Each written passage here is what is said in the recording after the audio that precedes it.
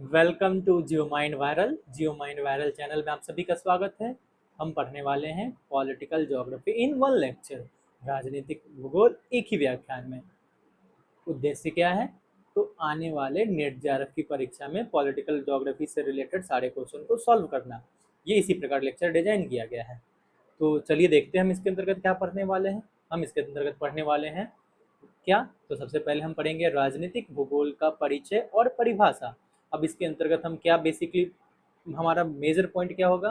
तो जितने भी जोग्राफर्स है, प्रोमिनेंट जोग्राफर्स, उनके द्वारा दिए गए डेफिनेशंस को देखेंगे। ठीक है। फिर देखेंगे हम राज्य के संकल्पना एवं सिद्धांत, concept and theories of state. इसके अंतर्गत बेसिकली हमारा फोकस पॉइंट क्या रहेगा? व्हाट इज स्टेट, स्टेट क्या है। Then what is nation, nation क्या है। और फिर पढ़ेंगे नेशन स्टेट क्या है। ठीक है। तो हम इसमें ये तीन मेजर चीज को देखेंगे और इसमें एक थ्योरीज होगी जिसको लिविंग स्पेस थ्योरी बोलिए। ठीक है। उसके बाद से नेक्स्ट देखते हैं। तो नेक्स्ट देखेंगे हम क्या? Boundaries versus frontiers. इसमें बाउंड्रीज और फ्रंटियर्स का अंतर स्पष्ट करेंगे। बाउंड्रीज कैसे डिसाइड करते हैं, फ्रंटियर कैसे डिसाइड करते हैं। इसमें अगर किसी विद्वानों ने कोई क्या दे सका है, कुछ परिभाषाएं थ्योरीज दी है, तो उसे भी देखेंगे। उसके बाद हम पढ़ेंगे मेजर जियो पॉलिटिकल थ्योरीज। इसके अंतर्गत हम बेसिकली चार थ्योरीज को देखेंगे। चार थ्योरीज आप जानते होंगे कौन सा होगा। एक होगा हार्टलैंड थ्योरी, जिसको किसने दिया था ये अभी आगे चर्चा करेंगे। फिर उसके बाद हम देखेंगे रीमलैंड थ्योरी, रीमलैंड थ्योरी को किसने और क्यों दिया था। फिर आगे हम देखेंगे power of sea, power of sea यानी सी पावर थ्योरीज बोलिए। और उसके बाद से एयर पावर थ्योरीज देखिए। ये चार थ्योरीज हम देखेंगे। उसके बाद नेक्स्ट देखेंगे ज्योग्राफी ऑफ फेडरलिज्म। इसके अंतर्गत हम बेसिकली फेडरेशन और कॉन्फेडरेशन, इसके बीच में हम अंतर करने की कोशिश करेंगे। देन इलेक्टोरल ज्योग्राफी देखेंगे, इससे रिलेटेड जो भी एस्पेक्ट्स होंगे वो देखेंगे। देन आफ्टर हम पढ़ेंगे जियोपॉलिटिक्स एंड रिसोर्स पॉलिटिक्स से रिलेटेड डेफिनेशंस, कुछ पॉइंट्स जो इंपॉर्टेंट एग्जाम की दृष्टि से। देन आफ्टर हम जलवायु परिवर्तन के भू राजनीति एवं वैश्विक सम्मेलन को देखेंगे। इसके अंतर्गत हमारा मेन फोकस होगा कि जो भी सीओपीज हुए हैं इम्पॉर्टेंट, उसको हम ऐड ऑन करेंगे। देन आफ्टर देखेंगे हम जियो politics of Indian ocean, Indian ocean का जियो पॉलिटिक्स थोड़ा सा देखेंगे। देन प्री रीजनल ऑर्गेनाइजेशन देखेंगे, इसमें जो रीजनल ऑर्गेनाइजेशन है जैसे सार्क हो गया। उसके बाद आगे हम देखते हैं तो आप बिम्स्टेक देख लीजिए। तो ऐसे ही जो भी ऑर्गेनाइजेशन है जो पूछे जाने की संभावना है हम उसको देखेंगे। तो ये हमारा एक इंट्रोडक्शन पार्ट हो गया, contents what we are going to read. Let's start. जो पहला टॉपिक है इंट्रोडक्शन ऑफ पॉलिटिकल ज्योग्राफी, एक बहुत साधारण से एक कॉमन सा डेफिनेशन है जिसमें बताया गया है राजनीतिक भूगोल मानव के राजनीतिक क्रियाकलापों तथा पर्यावरण के विभिन्न तथ्यों के परिवर्तनशील अंतर संबंधों का प्रादेशिक विश्लेषण है। तो अगर हम अंग्रेजी में बात करें तो व्हाट इज पॉलिटिकल ज्योग्राफी? तो political geography analyses the changing interrelationship between human political activities and the various environmental factors. एक तरफ है political activities of human and the various environmental factors, इनके बीच का जो इंटर रिलेशनशिप होता है उसी का स्टडी करता है political geography. It is the branch of human geography, यहाँ पे लिखा गया है, स्पेशलाइज्ड ब्रांच लिखा गया है। ठीक। अगर हम इसके स्कोप की बात करते हैं तो इसके अंतर्गत हमारे पढ़ने वाले जो टर्म्स होते हैं, हम स्टेट्स देखते हैं, बाउंड्रीज देखते हैं, फ्रंटियर्स देखते हैं, जियो पॉलिटिक्स देखते हैं, फेडरलिज्म देखते हैं, रीजनल ऑर्गेनाइजेशन देखते हैं। ये सारी चीज़ों के अंतर का हम इसके अंतर्गत अध्ययन करते हैं।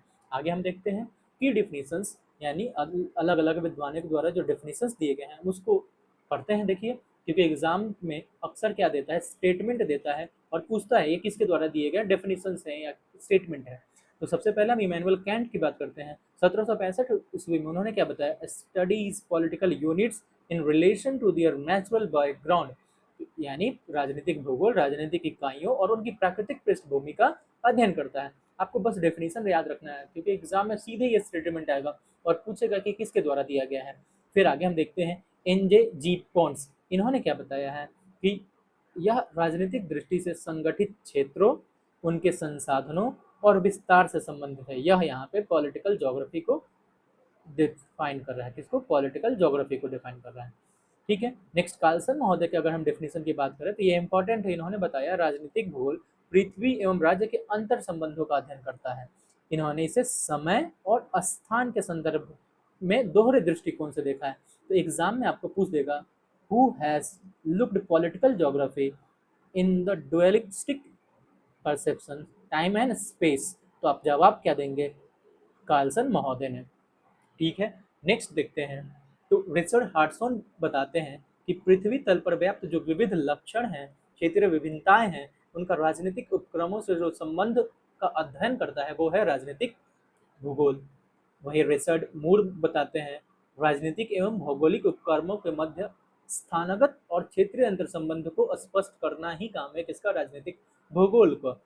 फिर ए ई मोडी राजनीतिक भूगोल में ऐतिहासिक अध्ययन पे बात देते हैं। आप एग्जाम में क्वेश्चन पूछेगा कि हु रिलेट द मतलब who study the political geography by applying historical methods और हिस्टोरिकल स्टडी।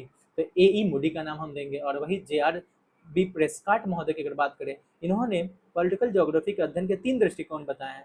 एक इकोलॉजिकल दृष्टिकोण और एक स्पेशल दृष्टिकोण और एक ऑर्गेनाइजेशनल और या बिहेवियरल दृष्टिकोण। कहने का मतलब अगर एग्जाम में पूछे कि पॉलिटिकल ज्योग्राफी को 3 दृष्टिकोणों से अध्ययन करने के बारे में किस भूगोलवेता ने चर्चा की है, तो आप बेफिक्र होकर के प्रेस्काट महोदय का नाम लीजिएगा। ठीक है, चलिए नेक्स्ट देखते हैं। स्कोप एंड नेचर की यहाँ पे बात की गई है। राजनीतिक भूगोल का स्कोप और नेचर यहाँ पे लिखा गया है, और यहाँ पे स्कोप और नेचर की शायद बात नहीं की गई है। बेसिकली यहाँ पे उसके आगे चैप्टर से रिलेटेड बात की गई है। जैसे कि who is the father of political geography, political geography के फादर फ्रेडरिक रेडजल को माना जाता है। इनके द्वारा एक सिद्धांत दिया गया था जिसको बोलते हैं ऑर्गेनिक थ्योरी ऑफ स्टेट, जिसमें इन्होंने क्या बताया था? राज्य को क्या बताया था? एक जीव बताया था, एक लिविंग स्पेस बताया था यानी। और इसके लिए एक टर्म यूज किया था लेवेंसरम। एग्जाम में अक्सर पूछा जाता है कि लेवेंसरम का कॉन्सेप्ट किसने दिया था, तो आप हमेशा ध्यान रखेंगे फ्रेडरिक रेडजल महोदय ने दिया था। लिविंग स्पेस का एक दिया था। और राज्य के 3 एलिमेंट्स बताए थे उसमें क्या? तो एक एरिया या टेरिटरी, ह्यूमन और पॉपुलेशन एक ही चीज़ है, और पॉलिटिकल सिस्टम। पॉलिटिकल सिस्टम को बेसिकली हम 2 भागों में बांटते हैं। एक को हम बोलते हैं गवर्नमेंट बोलते हैं, और एक बोलते हैं सोवेरेनिटी बोलते हैं। सोवेरेनिटी बोलते हैं, ठीक है।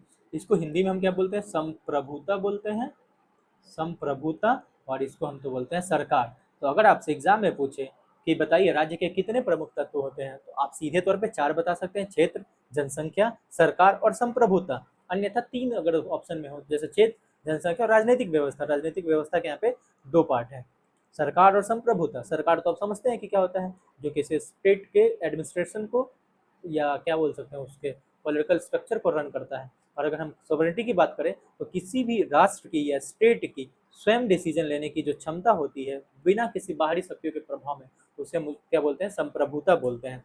यानी हम अपने विषय में फैसला स्वयं करेंगे, हमारे विषय में फैसला कोई और देश नहीं करेगा। ये क्षमता अगर कोई देश रखता है तो वो संप्रभु राष्ट्र कहलाता है। ठीक है, नेक्स्ट देखते हैं। इसमें मॉडर्न ट्रेंड्स की बात करते हैं, जिसमें ग्लोबलाइजेशन के युग में क्या हो गया है? माइग्रेशन, सीमा पार आतंकवाद, रिफ्यूजी क्राइसिस, फेल्ड स्टेट, ऐसे भी अध्ययन इसमें पॉलिटिकल ज्योग्राफी में शामिल कर लिए गए हैं। चलिए नेक्स्ट देखते हैं। यहाँ पे 3 चीजें बात की गई हैं किसकी? तो state, nation and nation state, then nationalism की बात की गई है। स्टेट क्या होता है? तो एक पॉलिटिकली ऑर्गेनाइज्ड टेरिटरी होती है जिसका एक निश्चित जनसंख्या होता है, जिसका एक निश्चित क्षेत्र होता है, जिसका एक सरकार होता है और जिसको संप्रभुता प्राप्त होता है। तो state, India as a state भी बोलते हैं, ठीक है ना। भारत राज्य की बात करते हैं, ठीक है, जिसके पास अपनी संप्रभुता होती है। बाकी और भी स्टेट्स जो अलग अलग स्टेट हैं उसकी भी चर्चा करते हैं। अगर हम नेशन की बात करें, जिसका हिंदी क्या होता है? राष्ट्र होता है। तो राष्ट्र क्या है? तो राष्ट्र क्या होता है? Group of people sharing common culture, language, history, identity. अगर लोगों के पास अपना कल्चर है, लैंग्वेज है, हिस्ट्री है, तो ऐसे शेयरिंग्स को हम नेशंस बोलते हैं। ये बियॉन्ड द बाउंड्री होता है, जो इसका कोई बाउंड्री में से बांध नहीं सकते हैं। अगर वही नेशन स्टेट की अगर हम बात करें, तो when the state boundary coincide with nations, then it is known as nation state.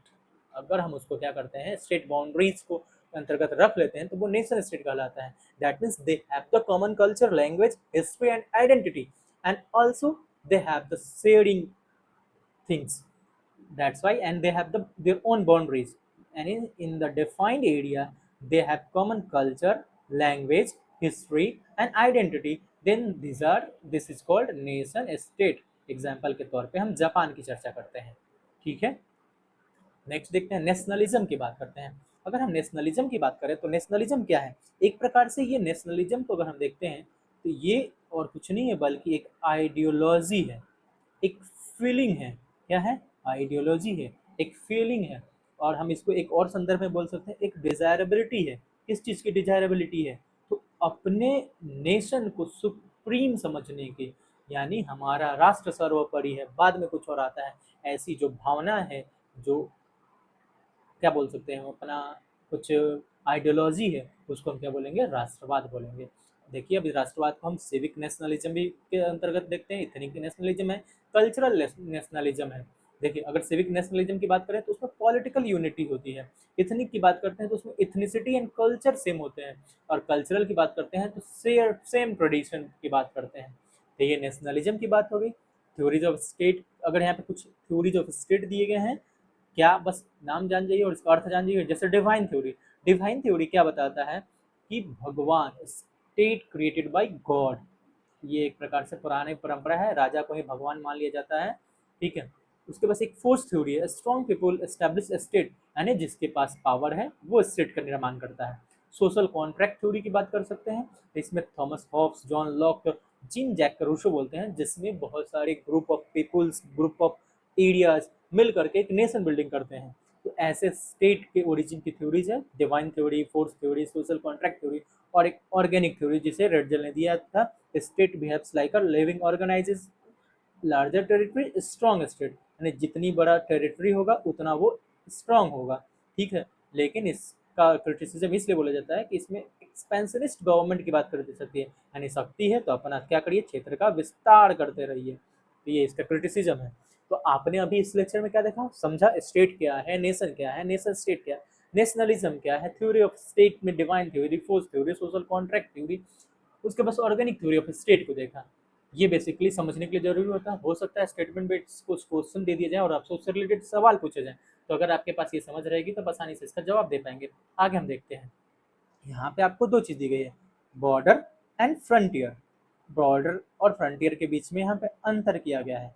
हम पहले बहुत सिंपल तरीके में अगर बता दें, अगर हम सीमा की बात करें, बॉर्डर की बात करें, तो एक प्रकार से ये लाइन होता है, लाइन मार्क होता है, और सीमांत जो होता है ये एक प्रकार का ट्रांजिशन जोन की तरह होता है, यानी इसका एरिया फिक्स नहीं होता, एक ट्रांजिशन फेज होता है, इधर दूसरा स्टेट नेशन वन होता है, इधर नेशन टू रहता है, और इसमें एक सिंपल लाइन को डिमार्क कर करके नेशन वन और नेशन टू बनाया जाता है। अब हम इसमें बेसिक यहाँ पे डिफरेंस देख लेते हैं। तो अगर नेचर वाइज देखें तो जो बाउंड्री होती है वो मैन मेड लाइन होती है, जैसे मैंने यहाँ पे एग्जांपल दिया। फ्रंटियर होता है बेसिकली एक प्रकार से नेचुरल और ट्रांजिशन जोन होता है। अगर हम ओरिएंटेशन की बात करते हैं तो जो बेसिकली बाउंड्री होती है इनर ओरिएंटेड होती है, यानी अगर हम अपनी क्षेत्र की सीमा की बात करते हैं तो ये आंतरिक भावना को बताता है।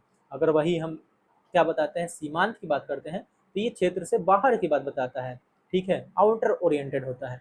अगर हम इसके फोर्स की बात करें तो ये सेंट्रिपिटल फोर्स यानी एकता को दिखाता है। बाउंड्री की बात करने का मतलब हम नेशन की बात करते हैं, अपने क्षेत्र की बात करते हैं। अगर हम इसकी बात करें सीमांत का, तो ये हम अलगाव की बात करते हैं, केंद्रीय बल की बात करते हैं, आउट ऑफ नेशन की बात करते हैं। अगर हम कैरेक्टर देखें तो ये डिसरप्टिव और लीगल एलिमेंट होता है। क्या? Boundary decided by mutual understanding और बाय कमीशन। और वही अगर हम बात करें सीमांत की तो यूनिफाइंग और ट्रांजिशन जोन होता है, जिसमें बेसिकली दो नेशन के कल्चर से मिल जाते हैं, आइडियोलॉजीज यहाँ पे लोगों की सेम मिल जाती है, ऐसे कुछ कॉन्सेप्ट्स होते हैं। और लीगैलिटी की बात करें तो बाउंड्री का सॉवरेनिटी और लिमिट होती है, संवैधानिक और कानूनिक मान्यता होती है। ठीक है, सॉवरेनिटी लिमिट, और इसका क्या होता है बेसिकली ये नो मैंस लैंड की तरह बात करता है, राजनीतिक मान्यता रहित निर्जन क्षेत्र होता है। तो ये आपने क्या देखा, एक प्रकार से सीमा और सीमांत में अंतर देखा। नोट रखिएगा क्योंकि एग्जाम में कुछ भी स्टेटमेंट दे सकता है, inner oriented, outer oriented, man made line, natural transition zone, centripetal force, centrifugal force, ऐसे करके। ठीक है, नेक्स्ट देखते हैं थोड़ा important literature on boundaries. Boundary पर लिखे गए कुछ लिटरेचर्स है, यहाँ पे हम एक बार देख लेते हैं। तो 1887 में फ्रेडरिक हेडजल का कार्य है, जो कि बहुत महत्वपूर्ण कार्य है। ठीक है, और उन्होंने क्या बताया, सीमाएं राज्य रूपी जीव की त्वचा है। इनका ये स्टेटमेंट है, किसने सीमाओं को जीव की त्वचा से तुलना की है, और वो करने वाले और कोई व्यक्ति नहीं है, हमारे फ्रेडरिक हेडजल महोदय हैं।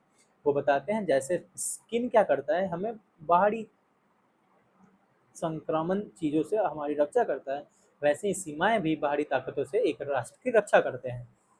ठीक है, नेक्स्ट देखते हैं, जिनका नाम है TH होल्डिज महोदय, 1916। इनकी पुस्तक का नाम था राजनीतिक सीमांत एवं सीमा। की रचना। ठीक है, इसमें इन्होंने बहुत सारे आर्टिफिशियल बैरियर्स की बात की है, ठीक है, या नेचुरल और स्ट्रॉन्ग बैरियर्स की बात की है।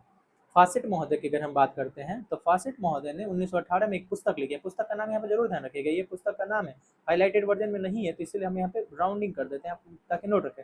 राजनीतिक सीमांत एवं सीमा की रचना। फासेट की पुस्तक का नाम है सीमांत राजनीतिक भूगोल में एक अध्ययन। सीमांत एक वर्ड है और उसकी वजह से राजनीतिक भूगोल में अध्ययन, यानी इन्होंने फ्रंटियर पे एक स्टडी की है, frontier study in political geography. AWS, यहाँ पे एड लिखा गया, गलती से हो गया, यहाँ पे होना चाहिए SW बागुश। इन्होंने 1940 में एक पुस्तक लिखी है अंतर्राष्ट्रीय सीमाएं, इंटरनेशनल बाउंड्रीज। याद रखिएगा, इंटरनेशनल बाउंड्रीज लिखने वाले व्यक्ति का नाम क्या था, SW बॉक्स। उसके बाद से मैकमोहन की अगर हम बात करते हैं तो मैकमोहन ने क्या किया है, भारत चीन सीमा पर एक लेख लिखा है। और ठीक है, प्रेस्कॉट महोदय की बात करते हैं, इन्होंने फ्रंटियर्स एंड बाउंड्रीज पर पुस्तकें लिखी हैं, ध्यान रखेंगे। नेक्स्ट देखते हैं, सीमा के विकास की अवस्था, स्टेजेस ऑफ बाउंड्री डेवलपमेंट। यहाँ पे एक व्यक्ति का नाम दिया गया है, नाम क्या है, SB जोन्स, 1945। इन्होंने सीमा के विकास के कितने चरण बताए हैं, 3 चरण। एग्जाम में पूछा जाएगा कि SB जोन्स के द्वारा सीमा विकास के जो 3 चरण है वो क्या है, तो ऑप्शन रहेगा एलोकेशन, डेलिमिटेशन और डिमार्केशन। यानी सबसे पहले एलोकेशन होता है, निश्चय होता है, जिसमें 2 राज्यों के मध्य सीमांकन का राजनैतिक निर्णय किया जाता है। ये बेसिकली 2 राष्ट्र जब डिसीजन लेते हैं उससे रिलेटेड होता है एलोकेशन या डिसीजन। देन परिसीमन की जाती है, डिलिमिटेशन की जाती है, और इसके लिए क्या किया जाता है, बेसिकली संधि, मानचित्रों और अभिलेखों के आधार पर कागज पर प्रारंभिक सीमा रेखा तैयार करना होता है।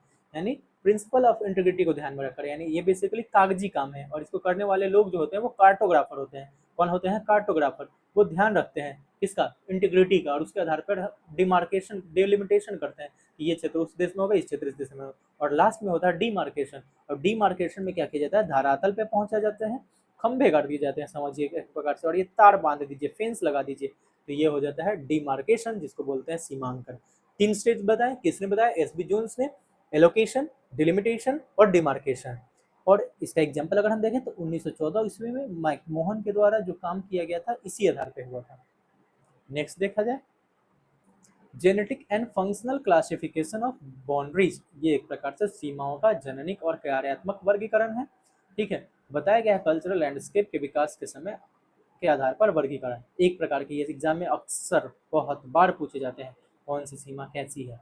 जैसे पूर्ववर्ती सीमा है, जिसको इंग्लिश में हम बोलते हैं एंटीसीडेंट, क्या बोलते हैं, एंटीसीडेंट बाउंड्रीज।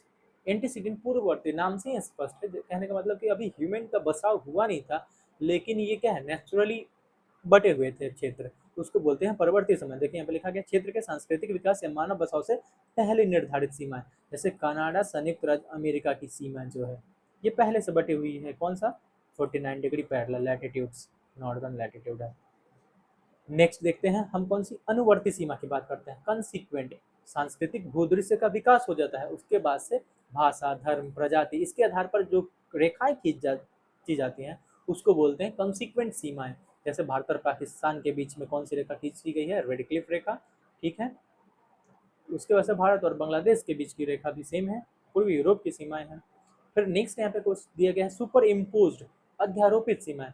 बेसिकली क्या है, सांस्कृतिक विशेषताओं की उपेक्षा कर करके बाहरी शक्ति या समझौतों द्वारा जबरन थोपी गई सीमाएं। यानी ये हमारी कोई रिक्वायरमेंट नहीं थी लेकिन जबरदस्ती थोप दी गई। अगर हम बात करें रेड क्लिफ रेखा की जो भारत और पाकिस्तान में खींची गई है, तो ये बेसिकली हमारे प्रकार एक प्रकार से सुपर इम्पोज्ड बाउंड्री भी है। कारण, क्योंकि इसमें नहीं देखा गया था भाषा का, धर्म का डिवीजन, और क्या कर दिया गया, रेखा खींच दिया गया। बाद में इसका परिणाम आप लोगों ने देखा होगा इतिहास में, कैसे दोनों क्षेत्रों को लोग, दोनों धर्म के लोग एक दूसरे को मार काट रहे थे।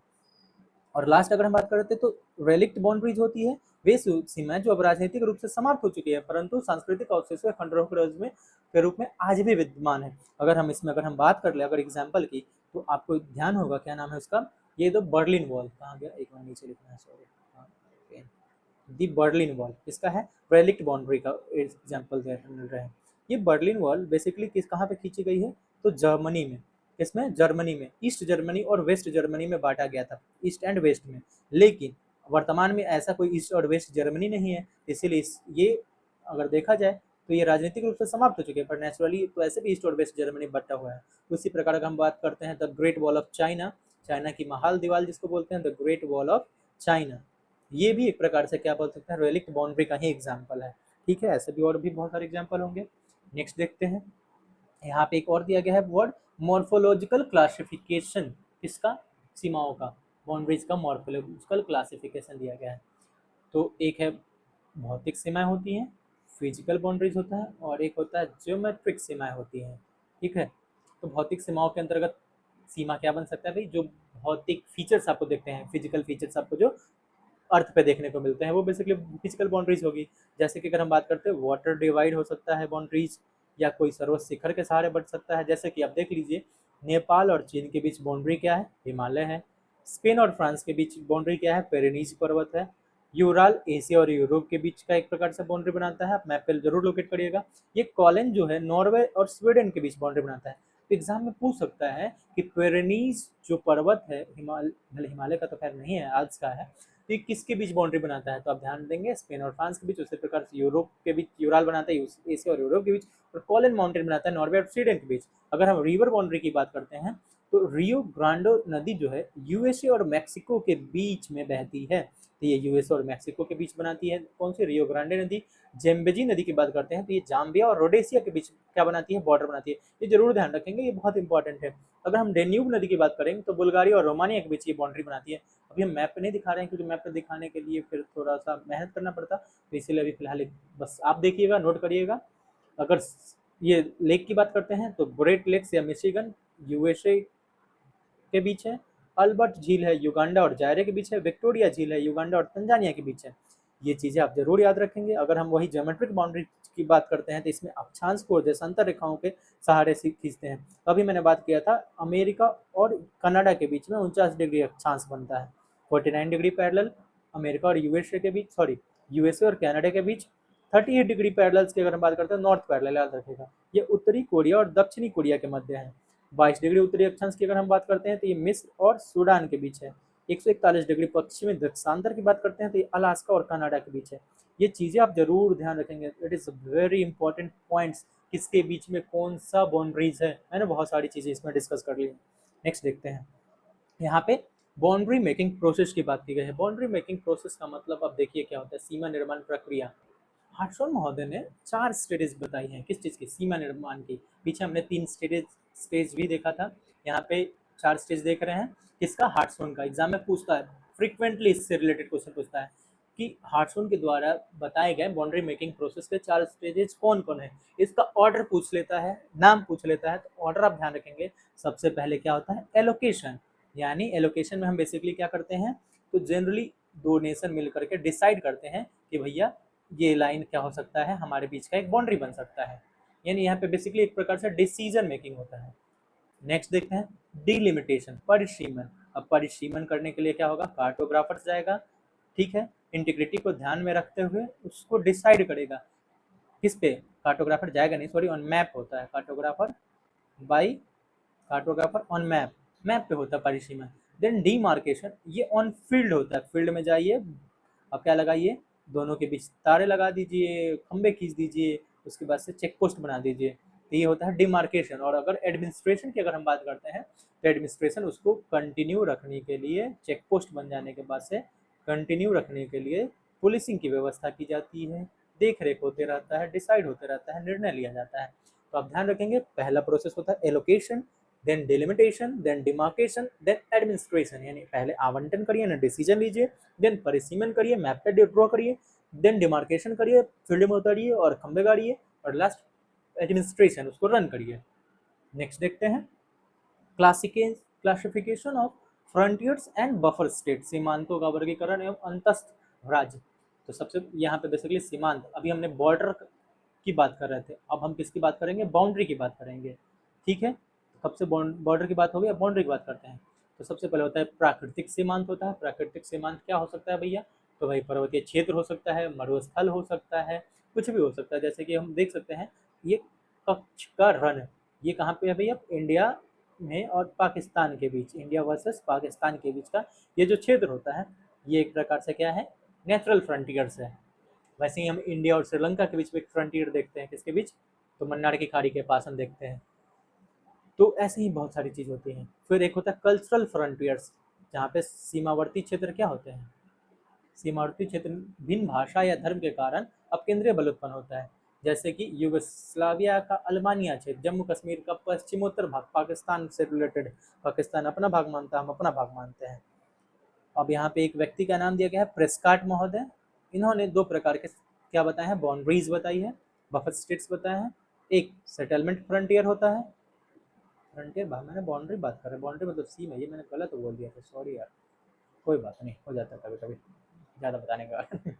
चलिए, तो किसकी बात करते हैं, अकॉर्डिंग टू प्रेस्काट महोदय की बात करते हैं। तो प्रेस्काट महोदय ने एक बताया सेटलमेंट फ्रंटियर। सेटलमेंट फ्रंटियर का मतलब एक प्रकार से होता है निर्जन क्षेत्र जो होता है, बेसिकली दो प्रदेशों के बीच में ये निर्जन क्षेत्र जो होता है, इसी को बोलता है सेटलमेंट फ्रंटियर। और एक होता है political frontier. Political frontier politically decide होता है, बेसिकली ये होता है पॉलिटिकल फ्रंटियर। बफर स्टेट क्या होता है, इसी ट्रांजिशन जोन को ही एक प्रकार से बफर स्टेट बोलते हैं। वर्तमान में सीमांत समाप्त हो चुके हैं, क्या हो चुके हैं, यहाँ पे लिखा गया सीमांत समाप्त हो चुके हैं, और वह क्या बन चुके हैं, बफर स्टेट की भूमिका में आ गए हैं, जहाँ पे दो परस्पर विरोधी शक्तिशाली राज्यों के मध्य स्थित कमजोर स्वतंत्र राज्य जो संतुलन बनाता है। अगर हम देखें वर्तमान में, एक भूटान की बात कर लीजिए, मैं एग्जांपल दे रहा हूँ, ये भूटान है, एक तरफ चाइना है और दूसरा एक प्रकार से क्या है, इंडिया है। इंडिया और चाइना के बाद ये एक बफर स्टेट है भूटान, ठीक है, इसका अपना स्वतंत्र अस्तित्व है, अगर नहीं होता तो एक प्रकार से ये क्या हो जाता, फ्रंटियर ही हो जाता, ठीक है। जैसे कि सिक्किम की अगर हम बात करते हैं, सिक्किम पहले क्या था, वही था भारत और चाइना के बीच में एक बना हुआ क्षेत्र था, बाद में ये भारत में शामिल हो गया। नेक्स्ट देखते हैं, अब आपकी आ गई थ्योरीज। तो मैकिंडर्स हार्टलैंड थ्योरी आज पढ़ेंगे हम, आज नहीं मतलब अभी पढ़ेंगे। तो यहाँ पे सिंपल सा नाम ही है, इनको प्रतिपादित करने वाले जो हैं हार्टलैंड थ्योरी को मैकिंडर मॉडल है। कब दिए थे इन्होंने, 1904 ईस्वी में। इन्हीं के द्वारा जो थ्योरी दी गई थी, किस पुस्तक में दी गई थी, the geographical pivot of history, इतिहास की भौगोलिक दूरी। ये सबसे इंपॉर्टेंट पॉइंट है जिसे आप नोट करेंगे, ठीक है, मैं मार्क कर दिया यहाँ पे, the geographical pivot of history, exam में यही पूछा जाता है। कब, 1904। कौन सी पुस्तक, the geographical pivot of history. इन्होंने इसमें क्या बताया था कि सी पावर का युग समाप्त हो रहा है और लैंड पावर का युग आ रहा है। यूरेशिया का आंतरिक भाग समुद्री शक्ति के लिए अगम्य है, और इसलिए इन्होंने विश्व को 3 भागों में बांटा था। एक बोला था धुरी क्षेत्र, जो बाद में हृदय स्थल कराया है। 1904 में इन्होंने इसे हृदय स्थल नहीं कहा था, जब इसको अपडेट करते हैं तब बोलते हैं। उसके बाद एक है इनर और मार्जिनल क्रेसेंट, और एक है आउटर और इंसुलर क्रेसेंट। तो धुरी क्षेत्र बेसिकली कौन सा क्षेत्र है, तो उत्तर में बर्फ से ढका आर्कटिक वाला बर्फ, फिर 3 ओर से पर्वतों से घिरा क्षेत्र। आप यहाँ पे, मैंने जानबूझ करके यहाँ पे मैप लगा दिया है, ये जो रीजन देख रहे हैं ये है धुरी क्षेत्र। ऊपर में आर्कटिक है, आर्कटिक बर्फ से ढका हुआ क्षेत्र है, इधर माउंटेन है, इधर नीचे की तरफ माउंटेन है, तो बाकी बाकी ये पैराडीज वाला इधर माउंटेन है, तो 3 तरफ से माउंटेन से घिरा हुआ बात बोला गया है। तो इसी को बोला था उन्होंने क्या, तो पाइवोट एरिया बोला था 1904 ईस्वी में। और इनर और मार्जिनल क्वेश्चन, जिसके अंतर्गत यूरेशिया के तटीय भागों को लिया था। इसमें यूरोप, भारत, चाइना, दक्षिण पश्चिम एशिया के जल और थल दोनों से सुगम है, इनको बताया था। जबकि ये कहीं से सुगम नहीं है, कहने का मतलब कहीं से सुगम नहीं होने का मतलब है कि ना लोग इधर बर्फ से क्रॉस करके इसमें आ सकता है, ना इधर पानी से क्रॉस करके आएगा, ना इधर पर्वतों को पार फान के आएगा, ठीक है, इसलिए ये असुगम है। तो एक बार जो इस एरिया पे अधिकार कर लेगा वही राजा होगा, विश्व पे अधिकार करेगा। और बाकी ये जो आउटर क्रेसेंट आप देख रहे होंगे यहाँ पे, ये आउटर क्रेसेंट दिखाया गया है, जो कि आसानी से पे कोई भी आप कब्जा कर सकता है। हार्टलैंड को मॉडिफिकेशन इन्होंने कब किया है, 1919 ईस्वी में। इन्होंने एक नेक्स्ट पुस्तक लिखी है, टॉपिक लिखी, डेमोक्रेटिक आइडियल्स एंड रियलिटी, ठीक है, डेमोक्रेटिक आइडियल्स एंड रियलिटी ध्यान रखेंगे। इसमें जो धुरी क्षेत्र नाम दिए थे, इसी में इसका नाम बदल करके हार्टलैंड रख दिया। एग्जाम में यही पूछा था कि मैकेंडर ने हार्टलैंड को पहले धुरी क्षेत्र कहा था, और इसको हार्टलैंड कब कहा था, तो 1919 में। अब कौन सा, डेमोक्रेटिक आइडियल्स एंड रियलिटी में किया कहा था। और इसमें कुछ क्षेत्रों को ऐड कर दिया, क्षेत्र कौन सा ऐड किया, बाल्टिक सागर को ऐड कर दिया, काला सागर को ऐड कर दिया, डेन्यूब घाटी को ऐड कर दिया, तिब्बत और मंगोलिया को इसको ऐड करके इसकी सीमाएं बढ़ा दी। और उसके बाद से एक बहुत इंपॉर्टेंट फार्मूला दिया, और इंपॉर्टेंट फार्मूला क्या है, तो इन्होंने बताया, who rules east Europe commands the heartland. जो पूर्वी यूरोप पे शासन करता है वो हार्टलैंड पे शासन करता है। Who rules the heartland command the world island. जो हार्टलैंड पे कमांड करता है वो वर्ल्ड आइलैंड पे कमांड करता है। Who rules the world island command the world, वो विश्व पे शासन करता है। यानी कहने का मतलब जो पूर्वी यूरोप पर शासन करता है वो हृदय स्थल पर नियंत्रित करता है, जो हृदय स्थल पर शासन करता है वो विश्व द्वीप को नियंत्रित करता है, जो विश्व द्वीप पर शासन करता है वो विश्व को नियंत्रित करता है। यही है कि कैसे नियंत्रण होता है। बाद में इसको एक बार और रिवाइज किया, कब, 1943 में, यानी 3 भाग। और इसी में उन्होंने इसको मिडलैंड बेसिन वाला क्षेत्र दिया गया अपने लेख। अब इसमें लेख का नाम क्या था, the round world and the winning of peace. The round world and the winning of peace में उन्होंने हार्टलैंड के प्रति संतुलन, यानी हार्टलैंड को कौन काउंटर बैलेंस करेगा, क्योंकि अब इस समय तक क्या हो गया है, प्रथम विश्व युद्ध हो चुका था, द्वितीय विश्व युद्ध भी एक प्रकार से परिणाम आने को है, उसी के आधार पर थोड़ा चेंजिंग किया और उसको काउंटर बैलेंस करने के लिए उत्तरी अटलांटिक महासागर के दोनों ओर स्थित पश्चिमी यूरोप और पूर्वी यूएसए को मिला करके मिडलैंड बेसिन का कॉन्सेप्ट दिया, जो इसको काउंटर बैलेंस करेगा, ध्यान रखेंगे। नेक्स्ट देखते हैं स्पाइकमैन। स्पाइकमैन का थ्योरी है जिसका नाम है उपांत स्थल सिद्धांत या रीमलैंड थ्योरी बोलते हैं। ठीक है, कब दिया है, 1945 में, सॉरी, इनके द्वारा लिखी गई पुस्तक थी the geography of peace. Exam में कई बार पूछा जा चुका है, आप ध्यान रखेंगे। इन्होंने मैकेंडर के विपरीत जाकर के थल शक्ति से अधिक किसे, समुद्री गतिशीलता, सी पावर और तटीय क्षेत्र को महत्व दिया है, यानी केवल सी पावर नहीं, यानी जो तट पे है उसको महत्व दिया है, ड्रीमलैंड को इसी को बोला है। ठीक है, और मैकेंडर की जो आंतरिक अर्धचंद्राकार पेटी थी जो आपने पीछे देखा, उसी को ड्रीमलैंड दिया है।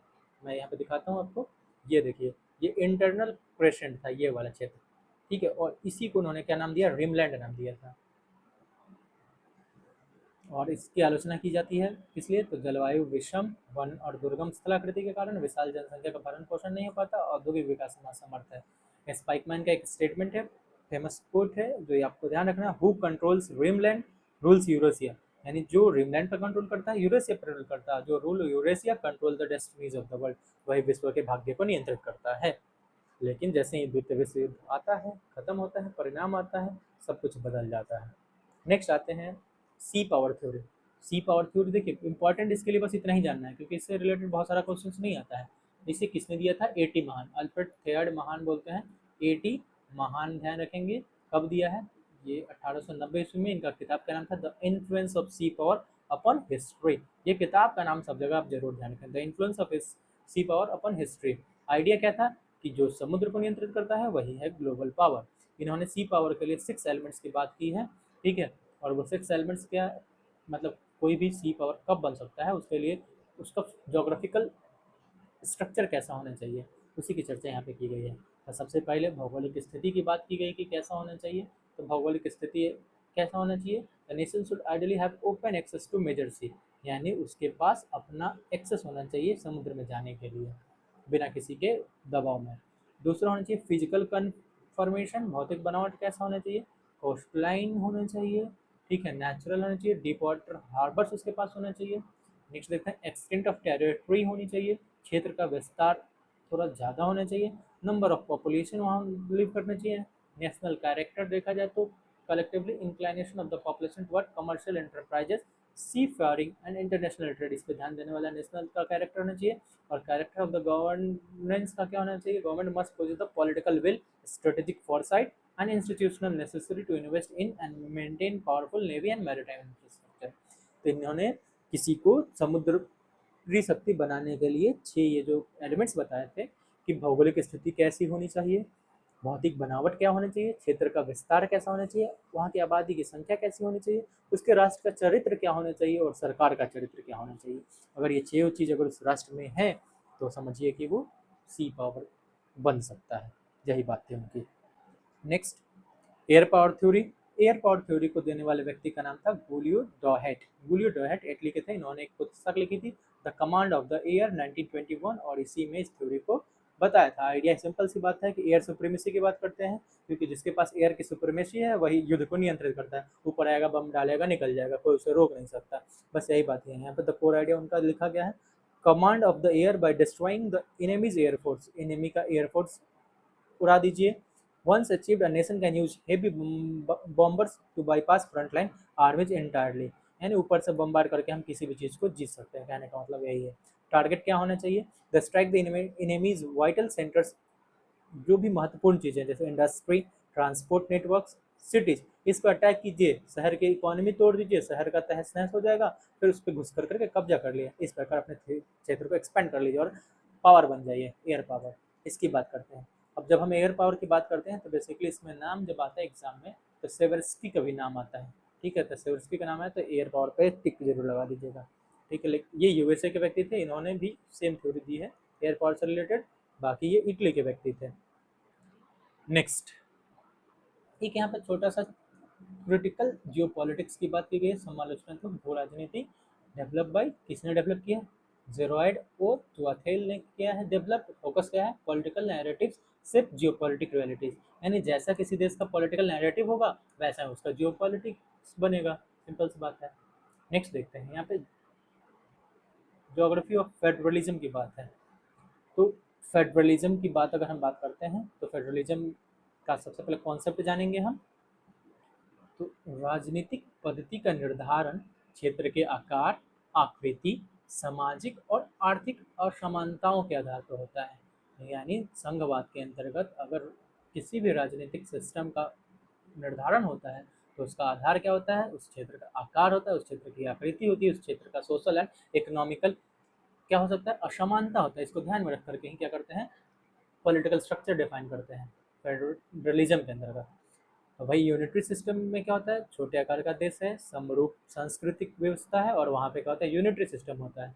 बेसिकली हम इस चीज़ को हम पॉलिटिकल ज्योग्राफी, पॉलिटिकल साइंस में ज़्यादा पढ़ते हैं। यहाँ पे बेसिक सा डेफिनेशन दिया गया है, अब मैं आपको समझा सकता हूँ थोड़ा बहुत। बाकी डिटेल्स जब हम इसको पढ़ेंगे तो डिटेल लेके चलेंगे, अभी केवल ऊपर ऊपर देख रहे हैं। फेडरल सिस्टम विस्तृत आकार हो, प्राकृतिक और सामाजिक आर्थिक विविधताएं हो तो वहाँ पे फेडरल सिस्टम होता है। यानी अगर एरिया बड़ा है, लोग क्या बोल सकते हैं, डाइवर्सिटीज है, तो वहाँ पे फेडरल स्ट्रक्चर लाना पड़ेगा। अगर आकार होमोजीनियस है, छोटा आकार है, तो वहाँ पे यूनिटरी सिस्टम लागू कर सकते हैं। जैसे कि ब्रिटेन में यूनिटरी सिस्टम देखने को मिल जाता है। अगर हम भारत में बात करें तो फेडरल की बात करते हैं, फेडरल स्ट्रक्चर की बात है। यूएसए में फेडरल स्ट्रक्चर की बात करते हैं। अलग अलग विद्वानों ने इस पर अलग अलग विचार दिए हैं। यहाँ पे डाइशी महोदय ने यहाँ पे डीसी लिखा हुआ है, जबकि ये होगा डायसी, ऐसा होना चाहिए। 1885 में इन्होंने क्या बताया था? संघवाद लोगों के मनोविज्ञान पर आधारित एक ऐच्छिक संगठन है जो शक्ति के केंद्रीकरण को देखता है। यूनिटरी फॉर्म में क्या होता है? शक्ति का केंद्रीकरण होता है और संघीय व्यवस्था में शक्ति का विकेंद्रीकरण होता है। देख सकते हैं यहाँ पे 3 भागों में, कार्यपालिका, न्यायपालिका, विधायिका वाले स्ट्रक्चर मैंने लगा दिया। रॉबिन्सन की बात करते हैं 1961 में। सभी राजनीतिक पद्धतियों में संघ भौगोलिक रूप से सर्वाधिक अभिव्यक्ति के योग्य है क्योंकि यह प्रादेशिक विभिन्नताओं को मान्यता देता है। रॉबिन्सन ने भी क्या फेडरलिज्म को सपोर्ट किया है, क्यों किया है, यहाँ पे बता दिया है। वहीं अगर हम रिकर महोदय की बात करते हैं 1964 में, संविधान संघवाद को क्या बताया है? कॉन्स्टिट्यूशनल बार्गेन के रूप में स्वीकार किया है। यानी बहुत सारे लोगों ने मिलकर एक दूसरे से बार्गेनिंग की और मिलकर के एक स्ट्रक्चर बनाया जो कि किस रूप में उभर कर आया? फेडरलिज्म के रूप में उभर कर आया। यहाँ पर डेफिनेशन दिया गया है संघ, परिसंघ और भारत। तो संघ को हम क्या बोलते हैं? फेडरेशन बोलते हैं। परिसंघ को हम कॉन्फेडरेशन बोलते हैं। और इंडिया तो में भी फेडरलिज्म है। तो इंडिया का फेडरलिज्म थोड़ा सा डिफरेंट है, उसकी बात हम करेंगे थोड़ा सा। सबसे पहले बोलते हैं कॉन्फेडरेशन की बात करते हैं। तो कॉन्फेडरेशन में केंद्र सरकार प्रादेशिक सरकारों के अधीन या उनकी दया पर आश्रित होती है।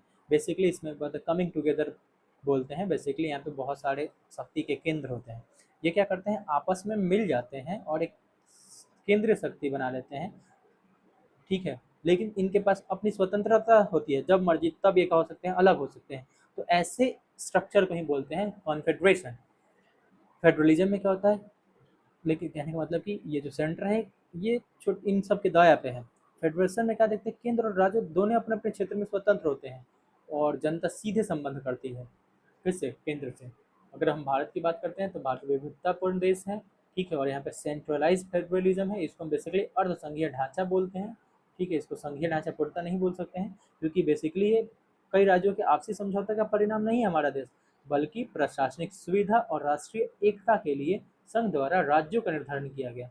अमेरिका में क्या है कि बहुत सारे स्टेट मिल कर करके एक संघ का निर्माण करते हैं, तो फेडरल सिस्टम का स्थापना होता है। लेकिन भारत में क्या है कि भारत ही ने ही सबको क्या कर दिया? एक कर करके, यानी एक सेंट्रल पावर था उसने सबको एक करके एक नेशन बना लिया। तो ये भारत का अपना फेडरलिज्म है। नेक्स्ट देखते हैं इलेक्ट्रल ज्योग्राफी, निर्वाचन भूगोल। बहुत सिंपल सा, हमको इसका फादर देख लेना है। कौन है? एंड्रे सिगफ्रिड। एंड्रे सिगफ्रिड 1913 इनके द्वारा पुस्तक जो लिखी गई है टैबले पॉलिटिक डी ला फ्रांस डी आइक्वेस्ट, ये पुस्तक का नाम ध्यान रखेंगे, ठीक है। टेलर और जॉनसन इससे रिलेटेड हैं और इनके द्वारा निर्वाचन भूगोल के 3 विषय बताए गए हैं। मतलब बेसिकली देखा जाए तो टेलर और जॉनसन ने बताया है कि इलेक्ट्रल ज्योग्राफी के अंतर्गत हम 3 विषयों की चर्चा करते हैं। एक, मतदान का व्यवहार कैसा है, प्रतिनिधित्व पे भौगोलिक प्रभाव क्या है और मतदान पर भौगोलिक प्रभाव क्या है। ये जरूर देखेंगे, आप ध्यान रखेंगे। और अगर ए बस्टिड की बात करें, इन्होंने 1975 ईस्वी में क्या किया था, 3 अप्रोच बताए थे किस चीज़ को, तो स्टडी करने के लिए इलेक्ट्रल ज्योग्राफी के। एक पहला अप्रोच जो था वो था क्षेत्रीय संरचनात्मक अप्रोच, दूसरा था क्षेत्रीय पारिस्थितिक अप्रोच, और तीसरा था आचार परक अध्ययन उपागम। यानी जो क्षेत्रीय संरचनात्मक अप्रोच है, इसमें हम क्या करते हैं, मानचित्रों की सहायता से मतदान प्रतिरूप और दलों के जन समर्थन क्षेत्रों का विश्लेषण करते हैं, क्षेत्रीय विश्लेषण करते हैं। वही हम क्षेत्रीय पारिस्थितिक उपागम की बात करते हैं, तो इसके अंतर्गत हम मतदान के आंकड़ों का क्षेत्र का क्या करते हैं, सामाजिक, आर्थिक और जनांकीय तत्वों के साथ सहसंबंध निकालते हैं और फिर विश्लेषण करते हैं।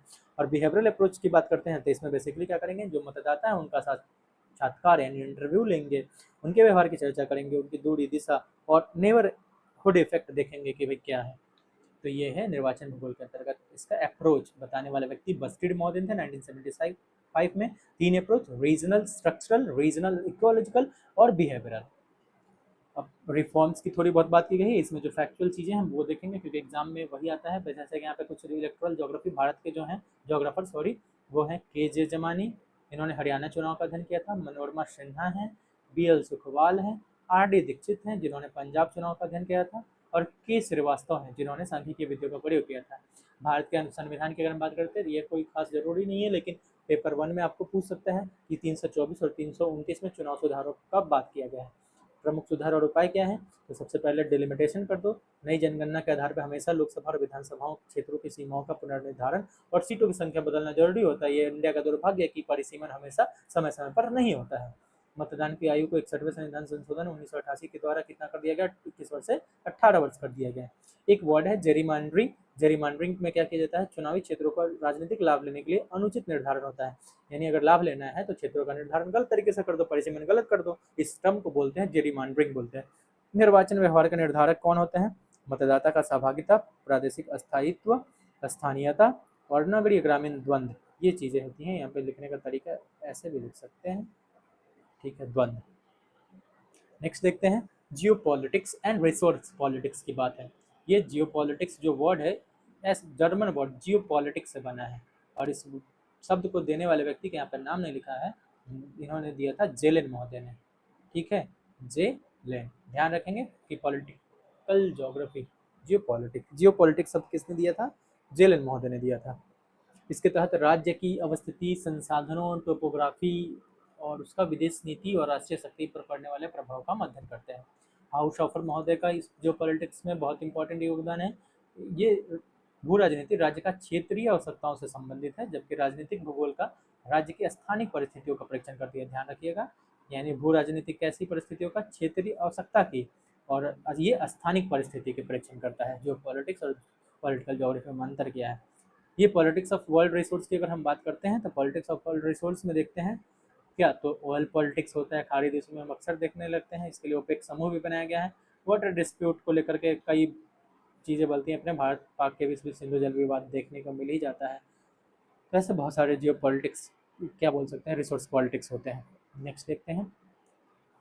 इंपॉर्टेंट वो चीज़ें नहीं थी उतनी, इसीलिए मैं स्किप कर रहा था, बहुत इंटरेस्ट वे में नहीं बता रहा था। जहाँ आपके लिए ज़रूरत चीज़ होंगी मैं वहाँ पे जरूर इंटरेस्ट दिखाऊंगा और बोलूँगा फोकस करिए। जैसे जलवायु परिवर्तन की भू राजनीति प्रमुख सम्मेलन जियो पॉलिटिक्स ऑफ क्लाइमेट चेंज पढ़ने जा रहा है।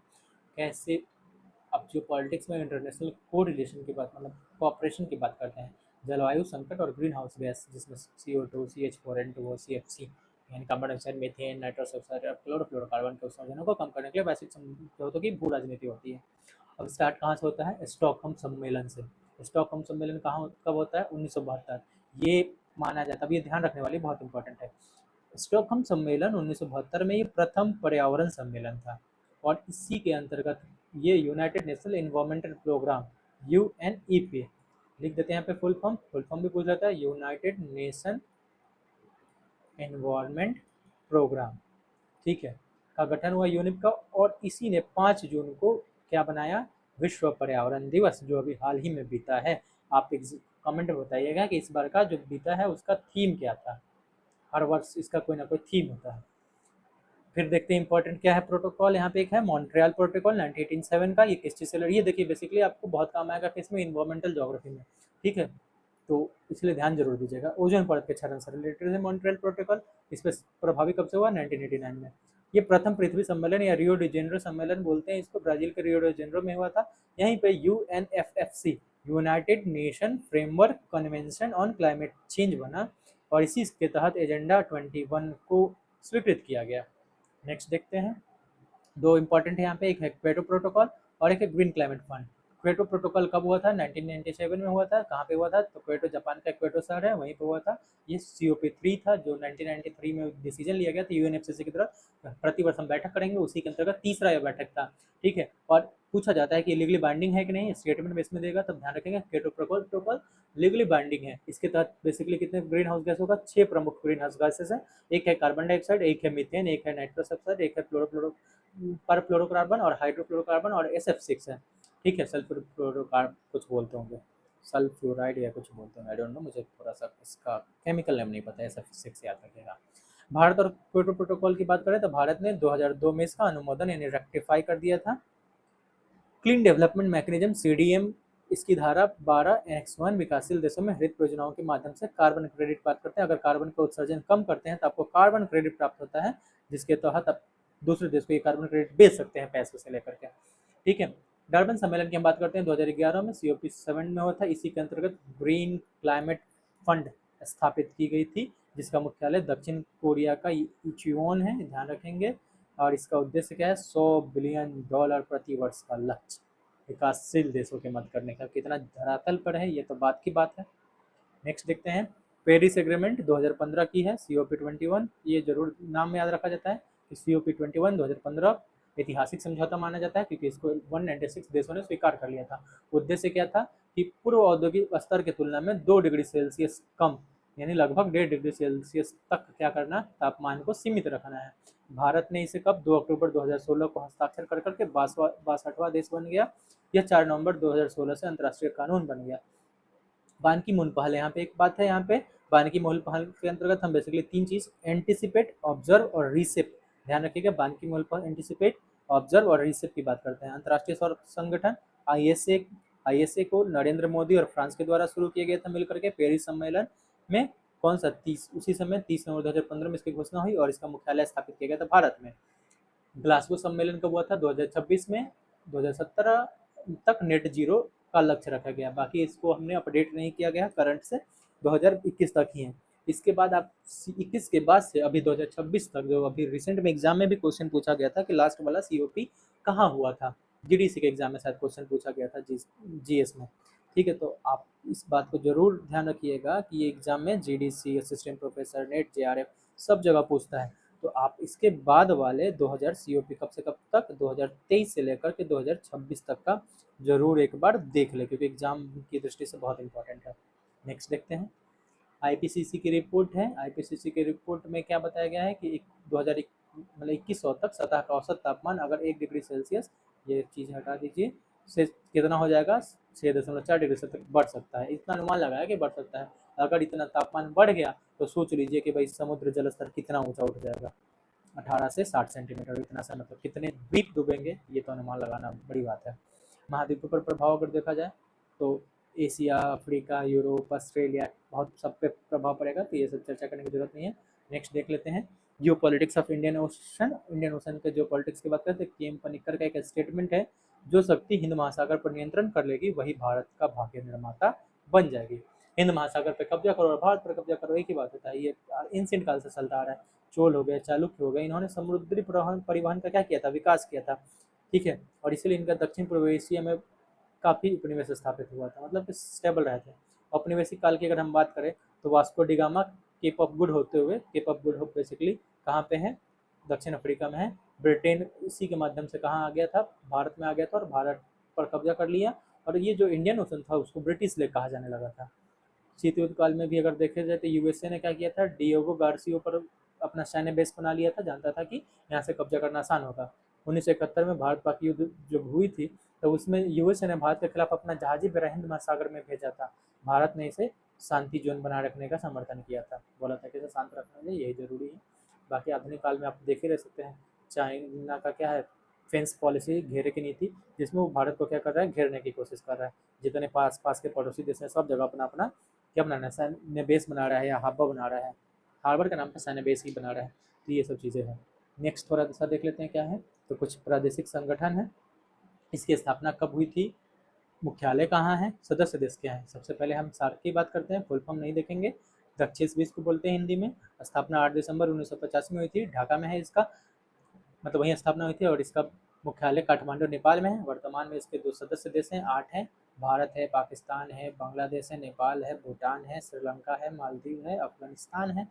ठीक है, ये देखिएगा। फिर आसियान की हम बात करते हैं, इसकी स्थापना 8 अगस्त 1960। ये अरेंजमेंट जरूर इसको कर लीजिएगा कि सबसे पुराना इसमें अगर देखा जाए तो ओपेक है, तो इसका अरेंजमेंट भी कभी कभी पूछ देता है।